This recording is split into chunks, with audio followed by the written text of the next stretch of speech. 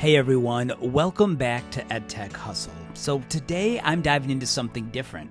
I've been reading The Anxious Generation by Jonathan Haidt, and while it's definitely thought-provoking, I want to see what the actual research says about screen time and anxiety in kids. So instead of just relying on one author's perspective, I'm going to use SciSpace Agent. This is an AI built specifically for scientific research and not just random internet content. So what makes SciSpace Agent different from other AI tools is that it uses only verified peer research sources. No blogs, no Reddit threads, no random questionable sites that enter a lot of bias and misinformation. It also automates all of the heavy lifting. So you don't need to read 50 PDFs to find patterns. It pulls all of that information and all of those key findings out for you. And it's an all-in-one platform, so I can search, annotate, and even draft summaries without even leaving the site. So let's go ahead and open SciSpace Agent. So what I'm going to do is just go to SciSpace.com.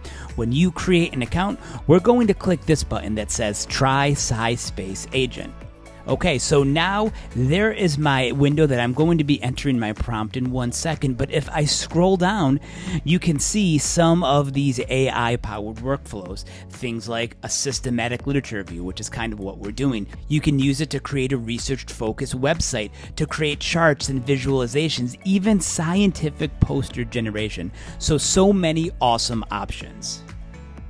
But this is my prompt. I'm going to ask it to provide a peer-reviewed research literature summary on the relationship between screen time and anxiety and depression. Now, I'm going to say to focus on meta-analysis, longitudinal studies published within the last 10 years, so information that's recent. I'm going to ask it for sample sizes, methodology, and effect sizes where available.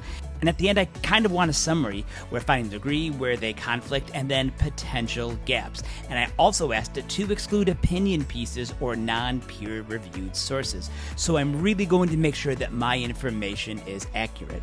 So now I'm going to click this button and this process will begin. Now remember, what we are doing is deep research. This is different than your regular query that you may do on something like ChatGPT. This might take us a few minutes. So all I'm going to do is to sit back and kind of watch this run. And as this runs, you can see that this agent is running. It will provide me with some information in terms of what it's doing. Right over here, you can see that this kind of gives you an idea of the breakdown. This is the plan, and you'll be able to see each step right at the bottom. So I'm just going to sit back and wait, and I'm going to show you the final result.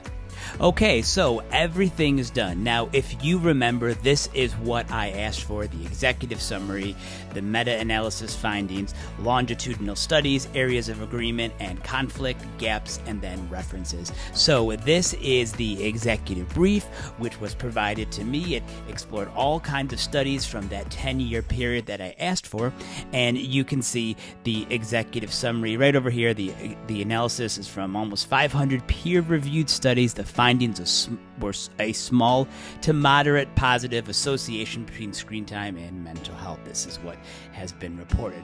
But if I scroll down, you can see more information. This is the meta-analysis that I asked for. Here are the longitudinal studies, some information on them, areas of agreement, areas of conflict, and then the last one, which are some of the research gaps and future priorities, which are on here. So some really interesting options to summarize all 500 of those studies and give me this information. Now, how can I access those studies? Well, if I go down here, you'll notice that this is going to show all of the studies that were researched for this particular search. So let me take this one. If I select here, now this is going to open in a new window into SciSpace, where I can now chat with the paper and ask anything about this particular study. Some options on here is I can request the actual PDF, and there's even an option where I can play the summary as about a 2-minute or so podcast. So as you're reading lots of these studies, it may be helpful just to listen to this as a short 2-minute audio file. Now, look at this. I'm not done because this is just the beginning of my research. So what can I do next?